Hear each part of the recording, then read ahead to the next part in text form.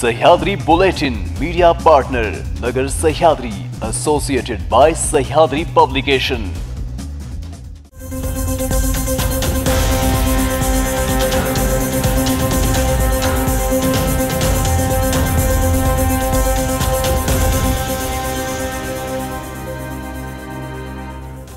प्रेक्षकांनो नमस्कार, मी मानसी। पाहूयात महत्त्वपूर्ण बातम्यांचा आढावा सह्याद्री बुलेटिन मध्ये। महायुती सरकारमध्ये मंत्री म्हणून आमदार डॉक्टर रत्नाकर गुट्टे यांनी शपथ घ्यावी, यासाठी सर्व समर्थक व पदाधिकाऱ्यांनी शहरातील संत जनाबाई मंदिरात विधिवत पूजन करून जनाबाईंच्या चरणी साकडे घालून महाआरती केली आहे। गंगाखेड, पालम आणि पूर्णा या 3 तालुक्यात विभागलेल्या गंगाखेड विधानसभा मतदारसंघात आमदार डॉक्टर गुट्टे यांनी पहिल्याच टर्ममध्ये आपल्या कामाची चुणूक दाखवून दिली आहे। तब्बल 5000 कोटींपेक्षा अधिक निधी आणून गावोगावी विकासाची गंगा पोहोचवली आहे। विशेषतः गेल्या 40 वर्षाचा बॅकलॉग भरून काढला आहे। त्यामुळे त्यांच्यासारख्या दूरदृष्टी बाळगणाऱ्या लोकप्रतिनिधीला मंत्री केल्यास विकासाला चालना मिळेल, असा विश्वास माजी जिल्हा परिषद सदस्य किशनराव भोसले यांनी व्यक्त केली आहे।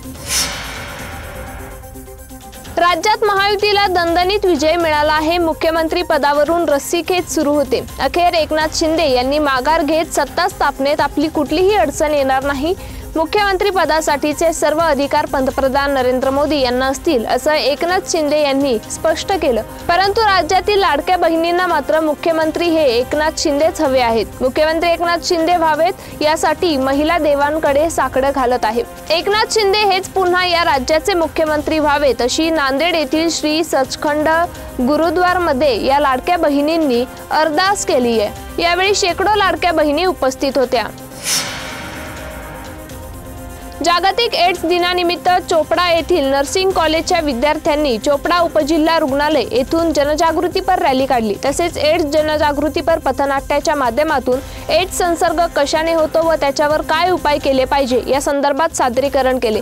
यावेळी रॅलीला ज्येष्ठ डॉक्टर दीपक पाटील यांनी फीत कापली, तर उपजिल्हा रुग्णालयाचे अधीक्षक डॉक्टर सुरेश पाटील यांनी हिरवा झेंडा दाखवला।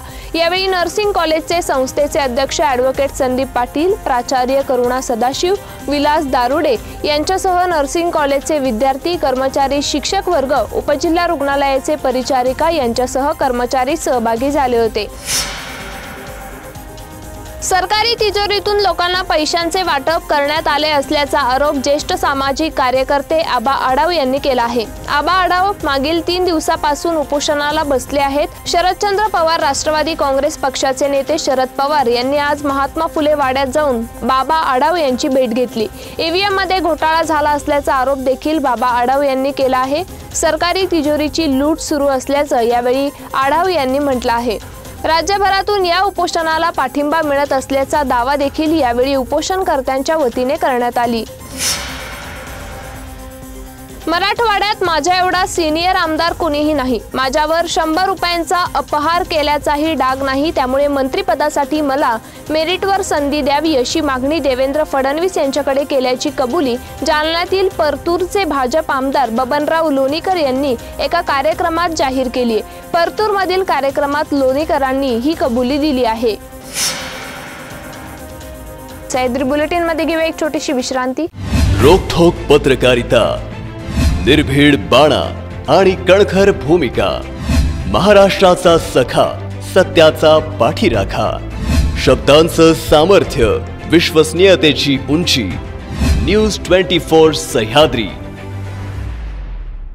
विश्रांतीनंतर तुमचं पुन्हा एकदा स्वागत। पाहूयात पुढील बातम्या। शेवाळी नेत्रंग महामार्गा अंतर्गत शहरातील वळण रस्त्याचेही चौपदरीकरण होत असून त्यासाठी 3 उड्डाणपूल प्रस्तावित आहे। त्यापैकी तळोदा रस्त्यावरील जिजामाता कॉलेज ते हॉटेल मंदाकिनी पर्यंतचा उड्डाणपूल तांत्रिकदृष्ट्या सदोष व नागरी व व्यावसायिक आस्थापनांसाठी अडचणीचा ठरला आहे। त्यामुळे हा उड्डाणपूल रद्द करून रिंग रोड करून शहरातील वाहतुकीचा प्रश्न सोडवावा अशी मागणी भाजपचे प्रदेश महामंत्री विजय चौधरी यांनी केली आहे। दरम्यान या मागणी प्रसंगी आंदोलनाचा इशारा देखील त्यांनी दिला आहे। शुक्रवार दिनांक 29 नोव्हेंबर रोजी कोहामारा ते गोंदिया मार्गावरील सडक अर्जुनी तालुक्यातील खजरी जवळील वृंदावन टोला फाटा येथे अंदाजे दुपारी 12:30 वाजताच्या दरम्यान महाराष्ट्र राज्य परिवहन महामंडळाची भंडारा आगाराची बस क्रमांक MH09 EM1273 ही शिवशाही बस नागपूरवरून गोंदियाकडे जात असताना बस पलटून भीषण अपघात झाला। घटनेत 6 महिला 5 पुरुष असे एकूण 11 प्रवाशांचा मृत्यू झालाय। अन्य प्रवासी जखमी आहेत। जखमी झालेल्या प्रवाशांपैकी 18 जखमी प्रवाशांवर सडक अर्जुनी येथील ग्रामीण रुग्णालय व प्राथमिक आरोग्य केंद्र डव्वा येथे उपचार सुरू आहे, तर 11 जखमी प्रवाशांवर KTS सामान्य रुग्णालय गोंदिया येथे उपचार सुरू असून अपघातात मृत पावलेल्या 11 प्रवाशांपैकी 9 प्रवाशांची ओळख पटली आहे। घटनेच्या अनुषंगाने अपघाताची चौकशी सुरू आहे। महाराष्ट्रात दारुण पराभव झाल्यानंतर काँग्रेसने दिल्लीत पक्ष कार्यकारिणीची बैठक बोलावली होती। या बैठकीत पक्षाच्या सरचिटणीस प्रियंका गांधी वड्रा यांनी EVM ऐवजी बॅलेट पेपरवर निवडणुका घेण्याचा मुद्दा उपस्थित केला आहे। भारताने इलेक्ट्रॉनिक वोटिंग मशीन ऐवजी पारंपरिक बॅलेट पेपरकडे परतावे, या गोष्टीत इतर कुठलाही मध्यम मार्ग असू शकत नाही असं प्रियंका गांधी यांनी म्हटलं आहे।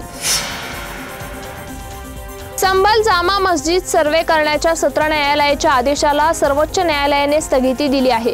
कोर्टाने मस्जिद कमिटीला सत्र न्यायालयाच्या निर्णयाविरोधात हायकोर्टात अपील करण्याचे निर्देश दिले आहे। प्रकरण हायकोर्टात असेपर्यंत सत्र न्यायालयाने कुठलेही आदेश देऊ नयेत असं सर्वोच्च न्यायालयाने आपल्या आदेशात म्हटलं आहे। सुप्रीम कोर्टाने ॲडव्होकेट कमिशनला आपला सर्वे रिपोर्ट बंद लिफाफ्यातून जमा करण्यास सांगितलं आहे। सुप्रीम कोर्ट या प्रकरणी पुढील सुनावणी 6 जानेवारीला करणार आहे। राज्यभरात गुलाबी थंडीला भरता आला आहे। गेल्या 2 दिवसापासून पारा घसरला आहे, तर दुसरीकडे फेंगल चक्रीवादळाचा कहर पाहायला मिळणार आहे। भारतीय हवामान खात्यानं बंगालच्या उपसागरावर या चक्रीवादळामुळे तामिळनाडूच्या काही प्रदेशांसाठी रेड अलर्ट जारी केला आहे। फेंगल आज दुपारी पुदुचेरी जवळ पोहोचण्याची शक्यता आहे। या चक्रीवादळाच्या प्रभावाने किनारपट्टीवर जोरदार पावसाची शक्यता वर्तवण्यात येत आहे। ताशी 90 किलोमीटर वेगाने वारे वाहणार आहे। या काळात समुद्रात मोठमोठ्या लाटा येण्याची शक्यता आहे। IMDतील चक्रीवादळ विभागाचे प्रमुख आनंद दास यांनी तामिळनाडू, दक्षिण आंध्र प्रदेश, केरळ आणि मध्य कर्नाटकातील अनेक भागात मुसळधार पावसाचा अंदाज वर्तवला आहे। या भागांना हवामान खात्यानं रेड अलर्ट जारी केला आहे। सह्याद्री बुलेटिन मध्ये इथेच थांबतोय, मात्र तुम्ही पाहत राहा न्यूज 24 सह्याद्री।